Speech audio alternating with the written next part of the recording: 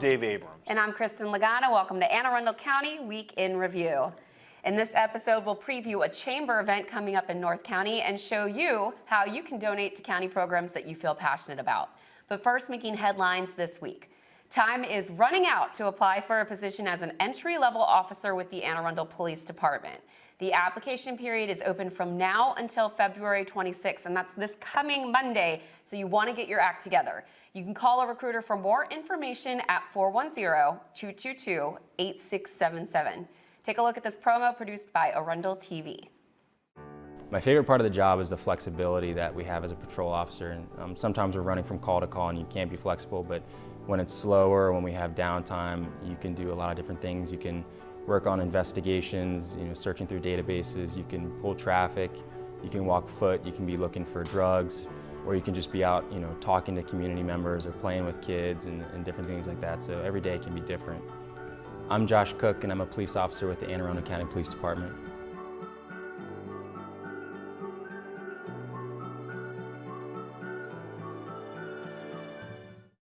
Watching those commercials really makes me want to have a badge, Dave. Right? I mean, it's great to know that people are willing to step up and serve our community. That's our right. hats off to them. Yeah, hurry up and get in there. So, you can do it. You can do it too.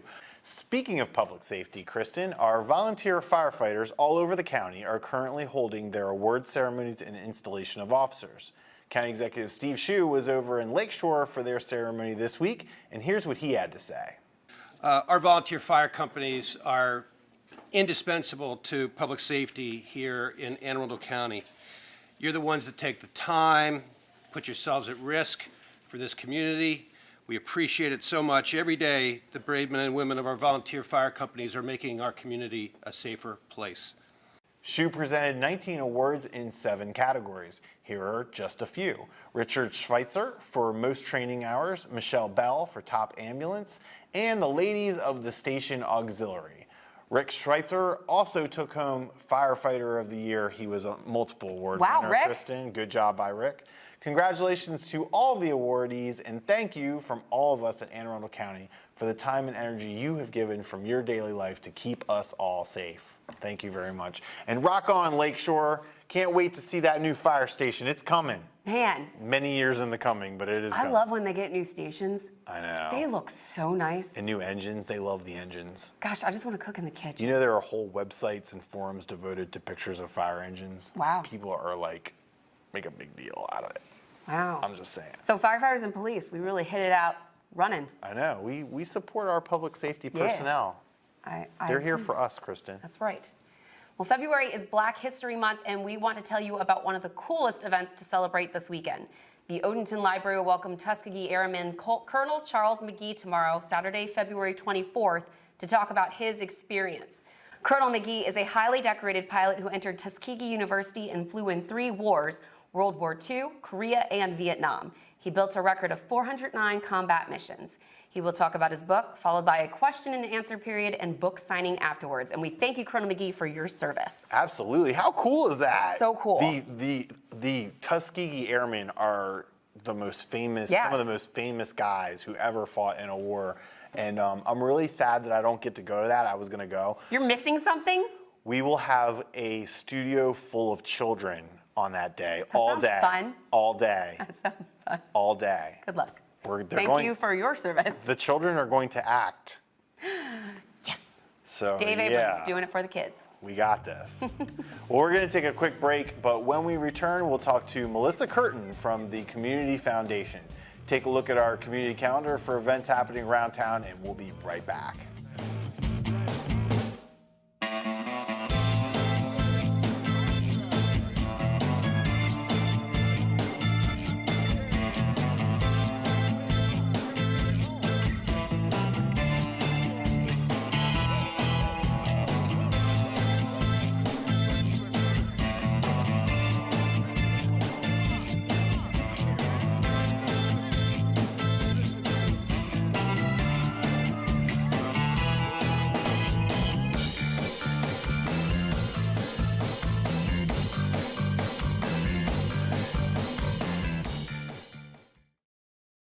If you smoked, this new lung cancer screening could save your life. Visit SaveByTheScan.org. Well, welcome back. Joining us in the studio this week, we're delighted to have Ms. Melissa Curtin from the Community Foundation for Anne Arundel County. Melissa, welcome to the show. Thank you. It's nice to see you too. Nice to have you here today. Do you mind explaining a bit about what the foundation is? I would love to. The Community Foundation of Anne Arundel County is a 501c3 nonprofit organization. Our mission is to inspire and grow philanthropy in Anne Arundel County. We partner with donors to help them meet their financial and philanthropic goals. We help to identify critical issues in the county, and we also help to strengthen and partner. We collaborate with nonprofits to help strengthen nonprofits for the county as well. And talk to us a bit about the Anne Arundel Fund. What is the Anne Arundel Fund? Well, can I tell you a little bit more about the Community Foundation first? Yeah, Do you mind? absolutely. I just want to get a You little have the bit more. floor. Whatever you want to you talk go. about. I'll be happy to talk about the talk amongst I ourselves. want to hear So- every detail. Because, well, we've made a ton of progress over the past couple of years, but we're the largest institutional funder, grant maker in Anne Arundel County. So last year we gave out $2.3 million in grants. But what that really, it's a big deal. So Yeah. we haven't Not been bad. talking Not about bad it at all. enough. Yeah, it's very, very exciting. So if you think about us as a philanthropic bank, we have 122 funds or accounts. And those are donor advised. They can be an individual, a family, a company, or a nonprofit. So they own the fund, they have their own investment strategy, there's money coming in, there's money going out. But when you think about the generosity of the donors, 122 donors who have given out that $2.3 million last year to nonprofits, it's just a really big deal. So we manage $14.5 million in total assets now. Which That's a lot we've to just manage. Had a lot of progress. Well, we're small. We're actually a small community foundation. About how many in the foundation? Your Staff? group? Yeah. There are 4 of us now. Well, Four? Okay. Yeah, we're small and mighty. So, okay, let's say that Let's say. Mr. and Mrs. Wheel, McCrory, Lagana, something they're really passionate about music for puppies. How does the Community Foundation come in and help with that? Well, first off, I love that because one of the best parts of this job is learning about people's passions. People have passions for all kinds of things, and they Yeah. all matter. They Yeah. do. So we would sit down with you and your new husband, and we would talk about what kind of impact do you want to have, what kind of legacy do you want to have with your philanthropic dollars. And so we would open for you what's called a donor advised fund. And we really serve as your back office. So rather than you two going and starting your own foundation, you have your fund or your account, as we talked about, and you have your own portal. You get to put money in there whenever you want. If You when get your own portal. your own online portal. That's awesome. So you give your money today, you get your tax deduction now. You can make grants this year, you can make them years down the road, you can continue to add, but you go in through that portal and you can see how much money you have, you can see the interest your account, your fund is gaining. You can, did I already say make grants? You can make your grant request there, et cetera.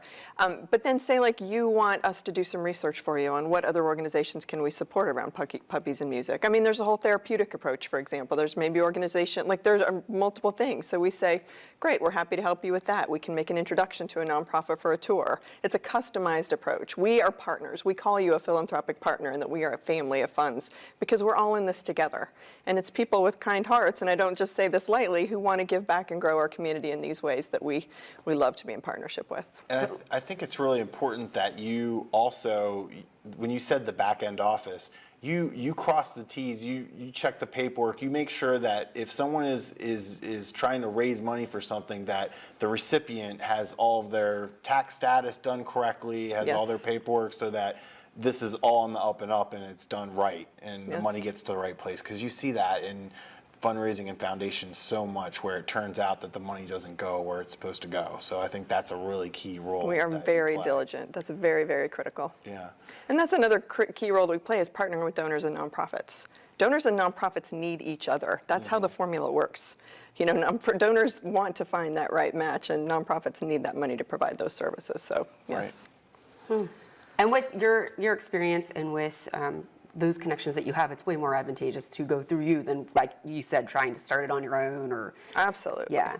So as director, executive director, you've been there 2 years? A little over As- 2.5 almost, yep. Tell us about your role there. Yeah, so my role is to lead strategic direction, guide fund development, the board, et cetera. I mean, really just manage the organization. And again, it's a small staff for. It's small. We have 4.3 FTE. We are small but mighty. We've covered a lot of ground. We've had a lot of growth over the last couple of years. The organization started in 1998. There are actually over 850 community foundations in the United States, 850 in the U.S., 13 now in Maryland, and each of them typically covers a geography of around 220,000. So we cover a geography of over 550,000, right? Because we are a county-wide organization. We are the Anne Arundel County Community Foundation. So we have increased our assets. We are currently at $14.5 million. Last year, we gave out $2.3 million in grants. And when I say we, those are the generous donors who have all of those 122 funds that gave out that grant money. So that makes us the largest institutional funder in Anne Arundel County. Not too shabby. Yeah. So let's say I want to contribute to the Anne Arundel Fund. What are some examples of things that I can contribute to? Yes, so there are 9 funds, and they vary by department. You can see the list on our website. But for example, there's always money being raised for a new piece of equipment within fire and police, for example. There's always significant equipment needs. We work the Partnership for Children, Youth, and Families, for example. They have a plan in North County focused on children and youth, and they're trying to develop a new disconnected youth drop-in center, for example. After-school programs. After-school programs. Meals, I mean the entire gamut, because there are so many. Here. Yeah, there are so many, and that's the thing. I mean, there are a lot of issues, as I think I shared earlier, in Anne Arundel County. So I'm going to ask you the $54 million question that everybody always asks you, I'm sure, which is, I already pay taxes. Why am I donating to Anne Arundel County? We do get that question a lot, actually. There is never enough money. I mean, and it's very complex. The county budget is very complex. The money that's coming in and out of the state, in and out of the county, in and out of the city, I mean, there's just never enough. And there are a lot of needs, and there are a lot of services. There's a lot of required infrastructure, et cetera. And we get asked from people, how can I give to these programs? Animal control is a really great example. People love to give to animal control, and we know that they give. So in an effort, again, to streamline this process, to be more transparent, really to be more efficient and effective with donors' dollars, which is critical, that's our role, but also on the other side to make sure that the money gets to where donors want it to go, that's really where we come in. So, but there's never enough. And we could talk about taxes all day long, particularly this year with all of the new tax laws, which is directly linked to philanthropy. We know there's an estimate that there's going to be a $20 billion decrease in philanthropy in 2018. So think about that, you know, when you think about all of the services that may or may not be covered. The county provides a lot of critical services for people, much more than people actually recognize. And we still need folks to give, and we have people out there that want to give. So what is the best way to donate, and what's the best way to call you for more information about setting up a fund? Thank you for asking. So you can go to our website at www.cfaac.org. And when you go there, there's a button on the top that says donate. When you go there, you go in and you'll go into it and you'll see all the list of funds for the county. There are other funds too. We have some other grant programs in there. But if you just want to sit down with me, I'm more than happy to meet with anybody at any time to talk about your goals, to talk about an organization you may be involved with, just to share the Community Foundation, what it is, and how you can get involved. So. And you've been such a pleasure to sit down with, so we Well, thank you for thank coming you for on the opportunity. This week. It's And so Kristin, important. before we go, they have a very nice website, by the way. I'm a website guy, very nice. CFAAC, Community Fund, Anne Arundel, AAC, Anne Arundel County. CFAAC. CFAAC. I was going to say, if you're like Kristin and you're having trouble with the acronym, aacounty.org, boom, right on the front page, there's a link to go right to the thank Anne Arundel you. Fund. Perfect. So Nice. There we go. Perfect. Easy Thank you. peasy. Thank Easy you. Well, we thank you so much for coming on the show this week. Lots of really great information. And with you folks out there, we hope you'll consider donating or getting more involved. We'll be right back with more Week in Review right after this. Don't go anywhere. Hi, I'm Peter. And there's nothing I love more than sharing vegetables with my friends. Come on in. Help yourself to anything. That's why we give our food the utmost respect it deserves. Did you know there are simple steps we can all take to help save food?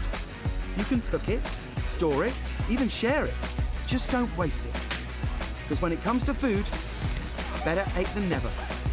To learn more, visit SaveTheFood.com. Welcome back. Remember the 80s, Dave? Yes, I do. I know, I sure do. Well, the Pasadena Business Association is holding a special event on March 3rd to benefit scholarships for area youth. Sara Gannon has more. Sarah? Thanks, guys. I am very fortunate to be at Kurtz's Beach today, and Jerry Nicklow from the PBA, president of the PBA, is here with me, and we're going to discuss an awesome event that's coming up at Kurtz's Beach on March 3rd. Jerry, can you give me and the viewers some information of what's shaking here on March 3rd? Yeah, March 3rd, we're having our annual scholarship fundraiser. We've been doing this for over 20 years, and we've raised probably close to $200,000 in scholarship funds for local high school students in the area. March 3rd, we're having an 80s bash. We're going to have an 80s band up on the stage rocking the place out. The dance floor is going to be crowded, and people have a lot of fun. It's a bull and oyster roast, so we will have the beef and the oysters, and Kurtz's always has a great spread of food, so they're also going to make sure everything's nice for us. How much is the event? The event, right now, the tickets are $40 a piece. After the 23rd, after the 23rd, it'll be $50 a piece because we have to give the head count, and so we want to have an accurate head count by the 23rd. So. Do you also have a Facebook page, a website that they can also look for the information on this? Oh, absolutely. I have a website, is pbafundraiser.com. That'll take you right to the page that gives you information about the fundraiser and the ticket information and registration. We also have a Facebook event set up. If you go to the PBA Facebook page and look at the events, there'll be a main event set up there as well. Okay, perfect. Well, I appreciate you doing this interview with me today. And the PBA does a lot for the Pasadena community. I mean, they do Child's Christmas, they do school supplies for the children that are in need across the area. They do the scholarships. I mean, I could keep going. They fill the pantry for the holidays with the local churches. So they do a lot of great things. If you're interested in becoming a PBA member, go to their website also. And Jerry is also a business owner for Huff Insurance. So he actually does a lot of business in the Pasadena area. So thank you again. And thank you to the PBA. Oh, thank you. And back to you in the studio. Thanks, Sarah. I hear the band's name is Guys in Thin Ties. I think that sounds like a really cool band name. Right? I was in an 80s band. Did you know that? Did you have thin ties? No, we had a cool name, though. What was it? Voodoo Economics. Ooh, I like it. Right? I like Pretty it. cool. What is your favorite 80s song to perform? 99 Red Balloons. 99 Red Balloons. That one and what's the other one? No Madonna songs? No, I wasn't really a big fan of that. I think Holiday is the best 80s song that there is. I really can't stand Hit Me With Your Best Shot, but I love Heartbreaker by Pat Benatar. Okay. You That love, one, you I love love to Pat rock out on. Benatar. I do. You like Joan Jett better. If Joan Jett and Pat Benatar were in a room, Cage match. which way would you Joan go? Jett, You all go the to Joan way. Jett. But All Pat the way. Benatar, I think you could argue, was a bigger star. Do you know why? Why? Because she doesn't care about her bad reputation. That's why. She's just smoking in the boys' room. What were you like in the 80s? Oh God. Were you? I probably had a Benetton shirt. Okay. You know the Benetton shirt? Are you old enough to know Was about the that Benetton the little shirt? alligator? No, that's Izod. Oh my God, here we go. That was a trap. That was a trap. You just wanted to show my age right there, and I don't appreciate it, Missy. Tall in the 80s, Dave. All right, let's talk about Black Panther. Black Panther. Awesome movie. Best movie. It's such a great movie. Such a great film. So all of us here at Arundel TV, We've seen Chuck, it now. Kristin, and myself, we've all seen it. We've all weighed in. We all loved it. Another superhero film that is showing us that there's more diverse superheroes out there. Yeah. We've lacked that. Marvel does it again. Shows why And- they're better than DC Comics. Well, no, because like DC Comics, thank you for showing strong women in the spotlight. Yes, and I guess the generals or the Amazing. they were so awesome. I said something about that. I said about the general and her army from Wakanda and the women of the Mascara, where Wonder Woman is from. That would be one heck of a party. I will bring the vodka, let me tell you. That's a good point. Right. They might steal that idea. That's a pretty good idea. If they ever mix the DC and Marvel realms. I know, and I will admittedly say that in my nerdiest, lowest points. I have been getting in really knee deep in some chat rooms and some blogs about, because I'm just so interested in all of this All right, let me update And I don't read the comics, so I'm not savvy to the storylines through that medium. I can only learn about stuff as it's been summed up on the webs. Let me catch everybody up who's a viewer of our show. Before Kristin met her now husband, we'll call that Wheel, time BW, before Will. Before Will, and AW, after Wheel. Kristin had not seen Star Wars, Star Trek, any of that stuff. No. And she has gotten this incredible learning and tutorial into the nerdy sci-fi movies. And so Kristin walks into the studio today to tape the show, and we're talking about Black Panther, great movie, we're talking all about it, and Kristin says, the music design was fantastic. The sound design. I was spewing all kinds of knowledge out. What? Yep. Who pays attention to the sound design? I think I had the fastest crash course in Star Wars ever. And how many nuggets, what are they called? How many of those things were in there? Easter eggs. How many Easter eggs were in the movie, Kristin? Oh, you mean the post-credit scenes? There were 2. Oh my God, just in case you don't know, there's 2 Easter eggs. And what's an Easter egg for those who don't know? Well, it's not an Easter egg, it's a post-credit scene. But the Easter egg is when something's included in the movie that alludes to another movie or another part of the storyline. And in that, we did see his little sister say that he had brought her another white man to fix. And that was alluding to the later post-credit scene of we see Bucky. Okay, maybe we're just getting way deep So into lame, it. who cares? It was a great flick. Awesome movie. You don't have to have seen the other movies, but it does give you some good pretext to what's going on. It was awesome. I would see it again. I would see, definitely. Well, that wraps up this week's edition of Week in Review and your movie guide for Anne Arundel County. You can watch this episode and archived episodes online anytime on Facebook or YouTube by simply searching for Arundel TV. Please tune in again next week for more highlights and news from around the county, and we'll see you next time.